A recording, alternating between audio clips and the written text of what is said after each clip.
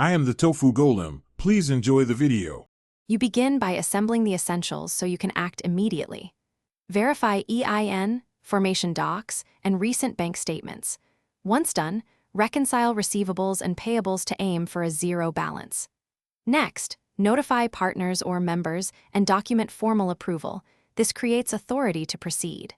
Then contact your bank to learn their closure requirements and download any required closure forms. Make sure to schedule a final transaction, cutoff, and note pending direct debits and payroll to stop before you close.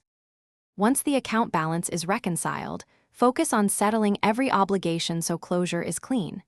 Pay payroll taxes, vendor invoices, leases, and any penalty exposures.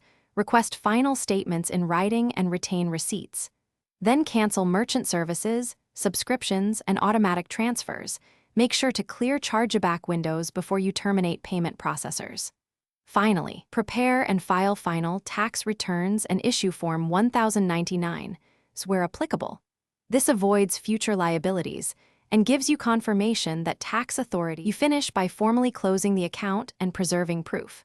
Submit the bank's closure form in person or via certified mail, return unused checks and cards, and get written confirmation with a closure date.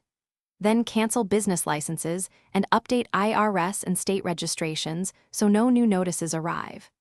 Store all financial records, dissolution documents, and final tax returns securely for at least 7 years. If you don't receive confirmation within 30 days, contact the bank's compliance office and escalate in writing as your troubleshooting step. Thanks for watching. Consider subscribing if we helped you today.